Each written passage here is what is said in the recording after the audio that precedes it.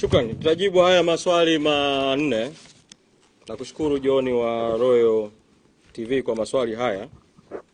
Nianze na hili la kwanza kwamba umesema tunasema serikali haramu, lakini wakati huo tunasema mchakato wa katiba uanze mara moja. Je, kwa maneno mengine tunaipa dhamana serikali haramu iweze kuanzisha mchakato wa katiba mpya? Mimi nitakupa uzoefu wa nchi jirani hapa ya Kenya. Kulitokea vurugu kwenye uchaguzi mwaka 2008, kukatokea mauaji na kukatokea wizi kwenye uchaguzi. Upande wa upinzani ulikataa kuitambua serikali, lakini serikali ikajiita ni serikali halali.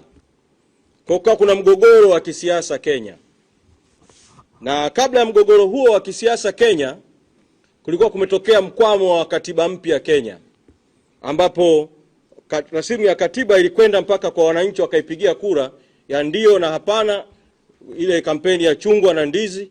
Hatimaye waliokuwa wanasema upande wa chungwa wakashinda, rasimu ya katiba ikakataliwa, lakini ukazuka mgogoro wa kikatiba.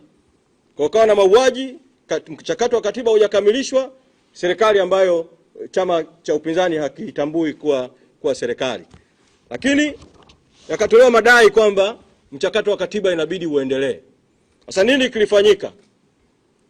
Kwanza kuliundwa jopo la usuluhishi la kimataifa liliongozwa na Kofi Annan kwenye kushughulika na huo mgogoro ambao serikali inajiita halali, upande wa pili unasema ni serikali haramu. Kwa pande mbili zikawekwa pamoja kuzungumza.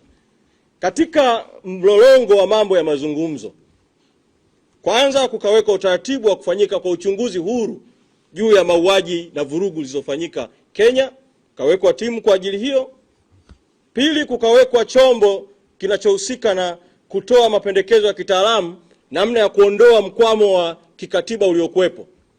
Wale wasuluhishi wa kimataifa wakawa wanasimamia juu ya mjadala hicho chombo kije na mapendekezo gani.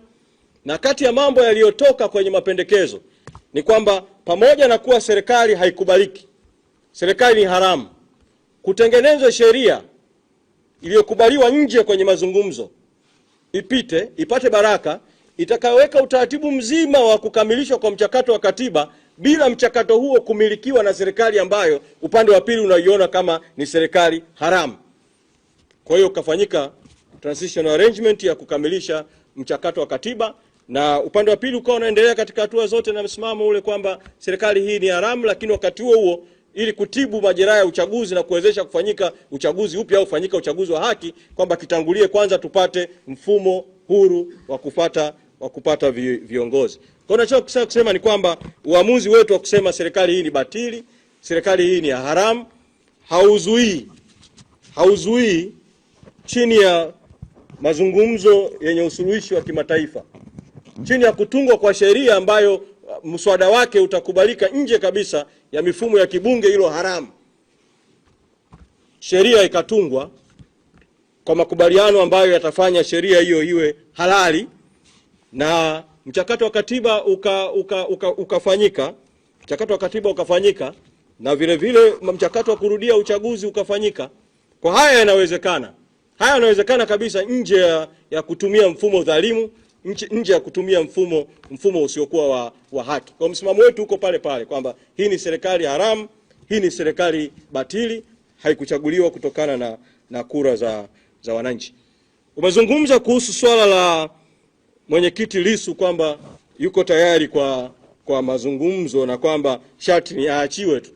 Hiyo itakuwa ni tafsiri yako ambayo sio sahihi juu ya ujumbe uliotolewa na wakili Kisabo juu ya mambo ambayo mwenyekiti Lissu alisema yanapaswa kufanyika kabla, ili kuweza kwenda kwenye kama kunatokea fursa ya meza ya mazungumzo. Lakini si kwamba eti mwenyekiti Lissu akiachiwa tu, mwenyekiti Lissu anasema akiachiwa ataenda kwenye mazungumzo au aachiwe ili aende kwenye mazungumzo. Hii sio tafsiri sahihi ya ujumbe ule. Sasa umeuliza kama kamati kuu imejadili hili.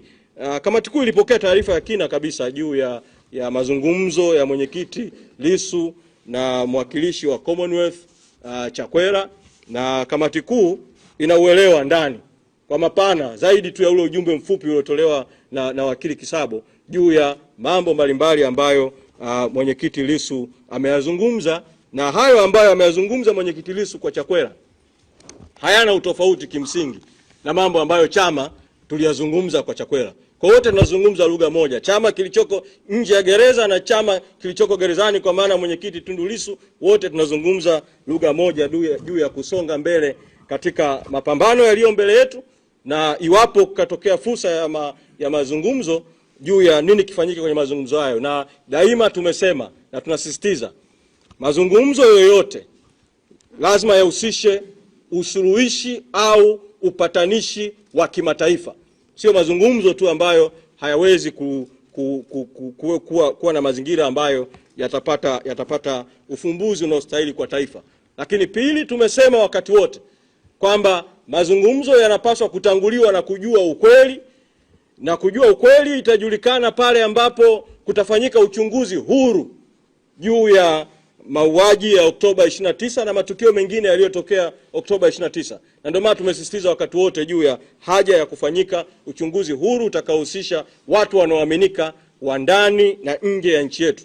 Msimamo huo umekuwa vile vile msimamo wa mwenyekiti Tundu Lissu. Hata katika ujumbe unaorejea ulioandikwa na wakili Kisabo imesema bayana mwenyekiti ametaka uchunguzi uhusishe vyombo vya kimataifa. Hata katika ule ujumbe mfupi ametaja SADC kwa mfano kama moja ya chombo ambacho kihusike katika uchunguzi wa kuwezesha ukweli kuweza kujulikana.